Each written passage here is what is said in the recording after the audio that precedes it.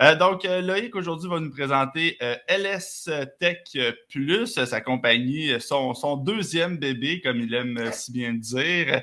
Bref, il va vous présenter ça. C'est un cycliste avide. J'essaie de trouver, en fait, là, j'ai ta biographie devant moi. Voilà. Comme ça, Loïc, sans chagrin toin, est diplômé de génie électrique de l'École polytechnique de Montréal, promotion 2017. C'est un grand fan de vélo depuis plus d'une dizaine d'années. Il a participé à plusieurs événements cyclistes, dont notamment le Grand Fondo québécois, le Vélo Tour SP ou encore le Tour de l'île de Montréal. Il débute sa pratique il débute à pratiquer, dans le fond, le triathlon en 2012.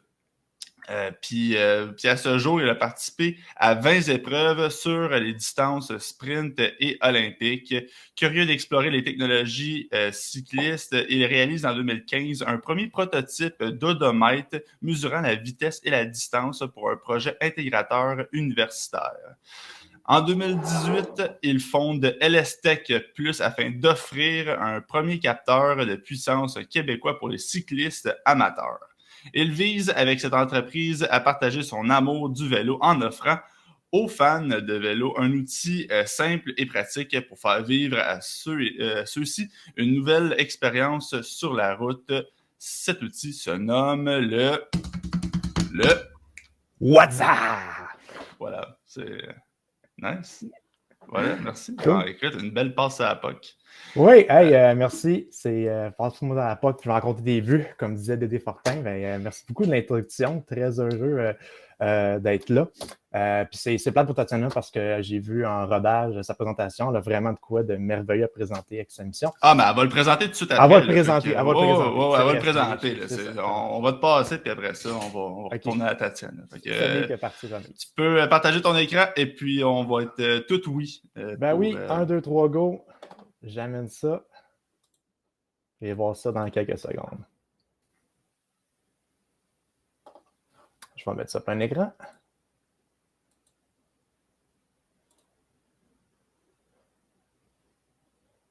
Super.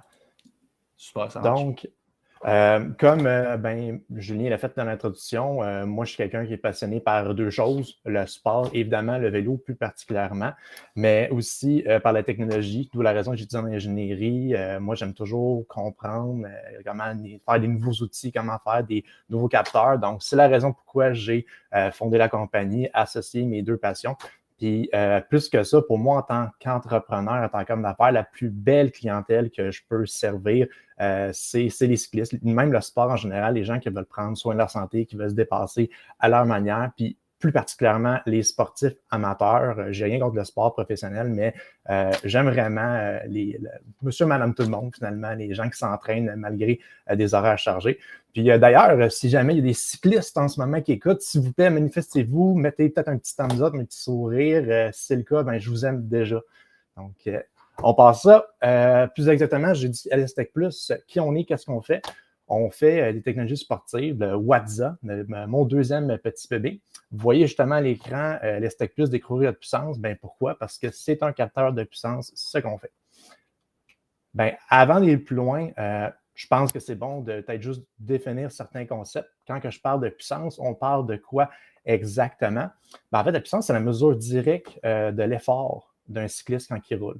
Donc, pour le mesurer, ça prend en considérant deux choses. Vous voyez les petites flèches ici en bas sur la chaussure, donc la force que va mettre le cycliste quand il pédale. Et ensuite, la vitesse à laquelle il fait tourner les mêmes pédales. Avec ces deux unités-là, on arrive à la puissance, dont l'unité est le watt. Dans le jargon, on va souvent dire chez les cyclistes le wattage. Donc, ceux qui s'y connaissent en vélo vont connaître des données comme la FTP, la PAM, donc qui sont des paramètres très intéressants pour être capable de pratiquer le vélo. Puis là, je suis très heureux d'être avec vous aujourd'hui avec du monde technique. J'expliquais la compagnie dans les gens du primaire dernièrement dans les écoles. Fait que là, je prends plaisir à montrer plus d'informations parce que comme vous êtes certainement plusieurs gens dans l'électronique, la question comment ça marche, j'enchaîne avec ça. Notre WhatsApp, en fait, justement, de quoi il a l'air pour commencer? C'est ceci que vous voyez à l'écran, ceux qui ont peut-être vu notre site web.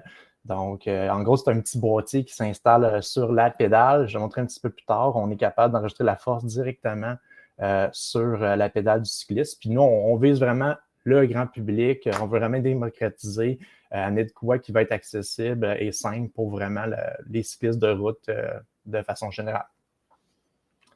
Notre principe, comment est-ce que nous, on arrive à faire fonctionner ça? Bien, en quelques étapes, pour commencer, on doit faire l'acquisition de certains signaux bruts.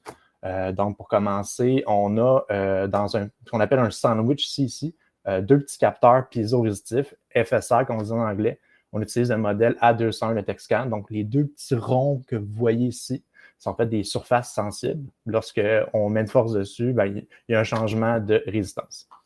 Premier signal qu'on enregistre. Le deuxième, c'est on a une toute petite puce électronique sur notre PCB qu'on a montré à l'intérieur ici, qui est en fait un accéléromètre, donc un MEMS qu'on va utiliser pour trouver la cadence. Donc, c'est un gros système embarqué, finalement, le WhatsApp, pour ceux qui sont dans ce domaine-là. On a eu nos signaux. Qu'est-ce qu'on fait par la suite? Bien, il faut les traiter. Commençons par le premier signal. On veut avoir, si on voit par la fin, la force. On veut connaître la force de pédalage. Bien, ce qu'on fait justement, c'est qu'on doit prendre la sortie de ces capteurs-là, mais évidemment, elle est très faible, donc il nous faut un circuit d'amplification de nos deux capteurs analogiques. Donc, ce que je vous montre ici en bas, une partie du schématique.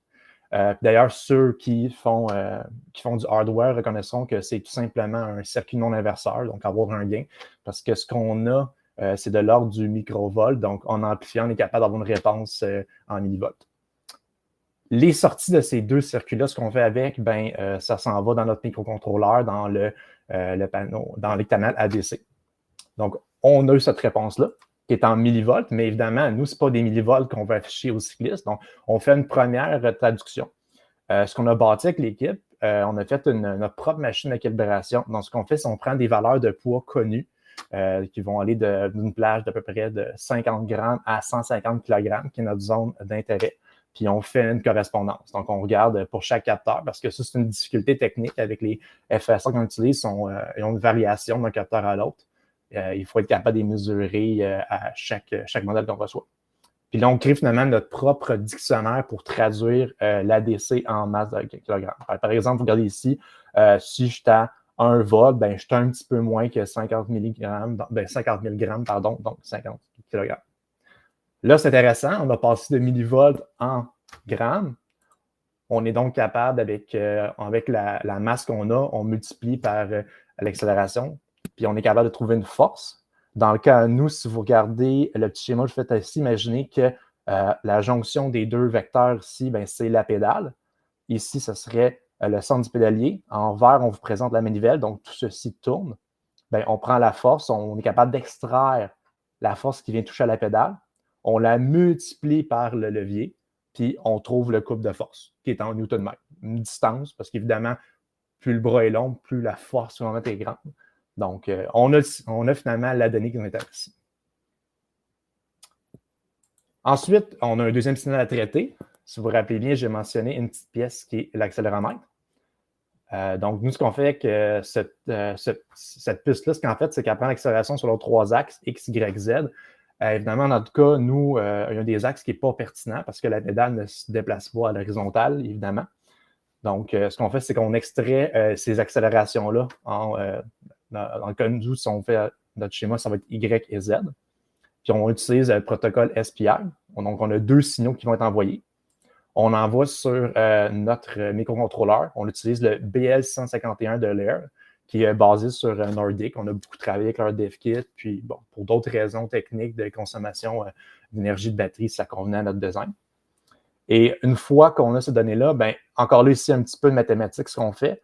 Pour comprendre, en gros, ce qu'on fait, c'est on regarde un cycle de pédalage. Puis, ce qu'on fait comprendre à l'accéléromètre, c'est qu'on regarde les passages par zéro. Donc, on sait qu'après un certain nombre de points où l'accélération va passer par zéro, on est capable, on a fait un tour. Si vous regardez mon image ici, ce que vous voyez, on vient montrer par tranche de 90 degrés les changements de position de la manivelle. Bien, vous voyez qu'après que j'ai passé 3 zéros, bien, je comprends que j'ai fait un tour complet de pédalier.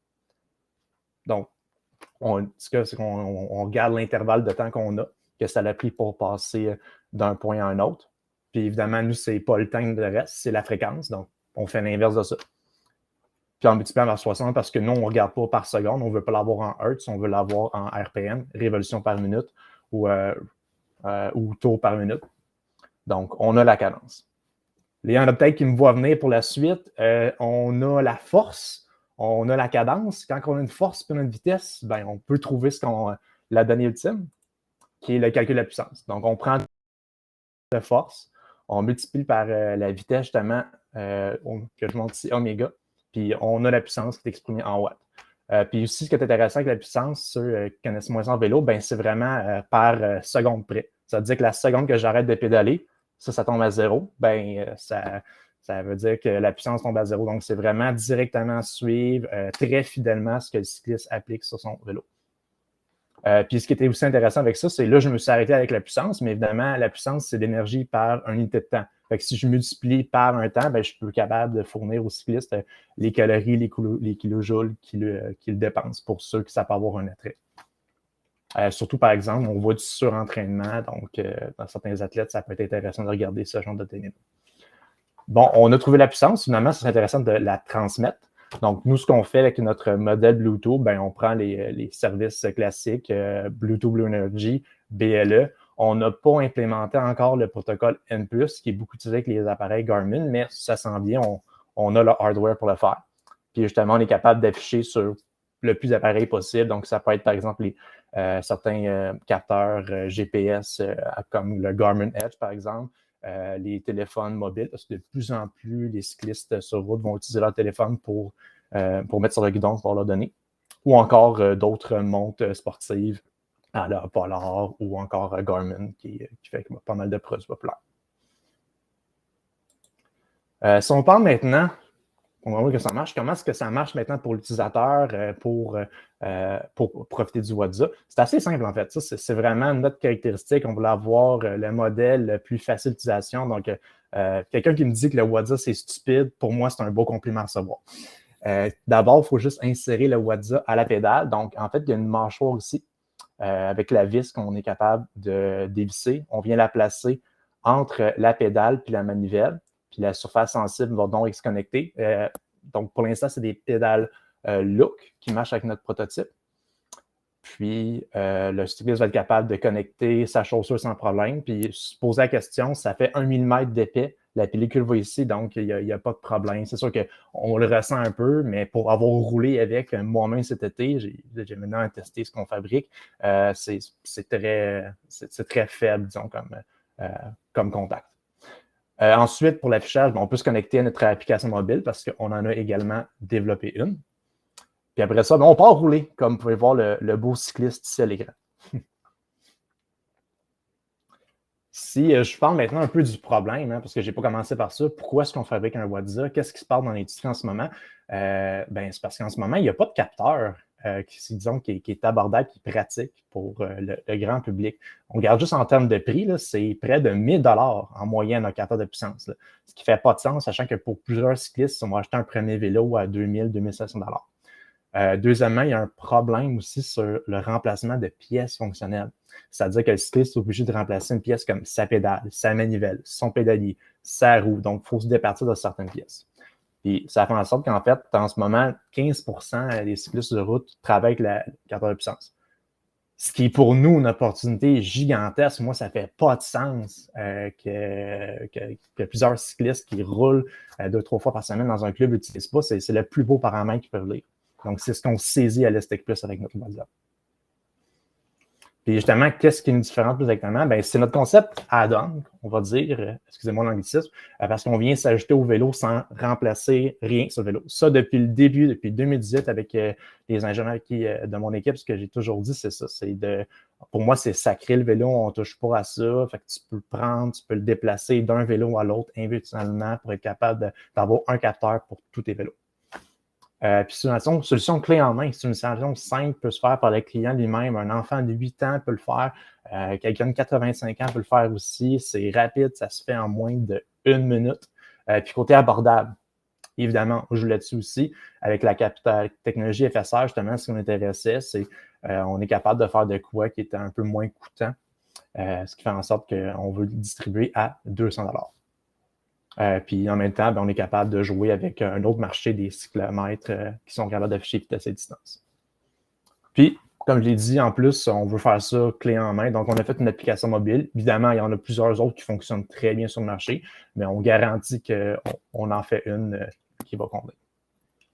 Si on parle un petit peu dans le marché, ben c'est gros. Hein, ceux depuis la pandémie, en plus, le vélo a vraiment explosé au Québec, puis je suis sûr un peu partout dans plusieurs pays à travers le monde. C'est plus de la moitié des Québécois qui font du vélo. Puis sur le vélo sur route, ben, on a une grande majorité de gens qui sont hobbyistes, donc qui vont faire 2-3 fois par semaine, qui ne sont pas des professionnels, qui font peut-être partie d'un club, qui vont faire des entraînements virtuels, par exemple, sur Zwift, qui vont faire des sorties. Puis, ce qu'on a remarqué également, c'est que leurs dépenses annuelles sont de 1 250 $ en moyenne. Ce qui fait justement pas de sens avec le capteur de puissance à 1 000 $. On vient pratiquement bouffer l'entièreté du budget simplement avec un capteur. Donc, nous, avec 200 $ comme prix de vente, ben, on laisse de la marge à plusieurs autres dépenses. Si on parle un petit peu de notre client, ben, on parle d'hommes et femmes, typiquement entre 25 et 55 ans. Donc, on a vu des revenus de ménage de 120 000 $ par année. Puis aussi un petit peu plus d'hommes que de femmes, de l'ordre de 55 %. Par contre, ils ont tous un même dénominateur commun. Tous ces gens-là cherchent à s'améliorer. Ils ne veulent pas la performance absolue, ils n'iront pas au Tour de France, mais ils veulent tout le temps battre une certaine donnée. Puis c'est ce qu'on est capable d'offrir avec la puissance. Si on regarde un petit peu maintenant de compétition, parce qu'on n'est pas tout seul, comme je pense le mentionner depuis une trentaine d'années, se font, le premier étant SRM, si je ne me trompe pas. Donc, ils utilisent dans différentes parties du vélo, que ce soit dans le pédalier, par exemple. Donc, ça va être, quand je dis pédalier, ça peut être la manivelle, ça peut être dans le plateau. Il y a aussi la broche centrale, donc ce qui vient connecter le côté gauche, droit du vélo au bas, donc où ce qu'il y a au bas du cadre. Ou ça peut être les pédales mêmes, il y a plusieurs joueurs qui ont des modèles comme ça. Puis justement, nous, ce qu'on amène de nouveau, qu'on révolutionne, c'est on dit, ben, c'est un add-on. Tu ne remplaces rien sur le vélo. Dernière recherche que j'ai vue, on n'a pas vu d'autres compagnies qui avaient ce genre de modèle. Un autre graphique que j'aime bien vous montrer, c'est on a fait aussi une analyse en interne de regarder comment ça se comporte, notre marché en termes de simplicité versus le prix du produit. Donc, verticalement, si on est très bas ici, c'est très compliqué à installer. Ici, très simple à installer. Puis évidemment, plus on va vers là-bas, plus c'est cher. Donc, plusieurs jours qui sont là dans des produits qui sont relativement compliqués à installer, qui sont assez chers. Puis le 1 000 $ SRAM approche les 3 000 $ pour vous donner une idée. Ben, nous, justement, ce qu'on arrive avec notre WhatsApp, bien, on vient chercher de quoi qui est moins cher, mais quand même intéressant comme précision. Là. Nous, notre objectif, c'est d'arriver à une précision de 5 % sur la lecture en puissance, contrairement à la plupart des autres compétiteurs qui sont à 1-2 %. 5 %, c'est plus que suffisant pour la majorité des cyclistes. Puis, ce qui est intéressant là-dedans, ben, on vient chercher le 85 % donc, du marché. C'est ce qu'on va voir. On va être capable d'avoir de quoi pour vraiment faire en sorte que la puissance passe à un autre niveau. Maman, que j'aime le dire aussi, c'est je vois le marché des capteurs de puissance comme un peu si quelqu'un voulait s'acheter une automobile, tout ce qu'il y aurait sous la main, ce serait des BMW, des Lexus, des Audi. Ben, nous, faire un parallèle avec ça, on amène des Toyota dans ce monde. Donc, un modèle qui n'est pas le plus performant, mais qui est convenant pour les gens. Notre marché aussi, c'est intéressant. C'est quand même un gros marché. À l'échelle mondiale, on parle de 500 millions de dollars de ventes annuellement de capteurs de puissance. Puis aussi, c'est très dynamique. On voit plusieurs compagnies qui achètent d'autres entreprises. Shimano, par exemple, compagnie japonaise qui a acheté Pioneer. Fox, dans le vélo montagne, a acheté Easton Racing. SRAM aussi, très gros à Chicago, a acheté PowerTap. Ils ont aussi acheté Quark.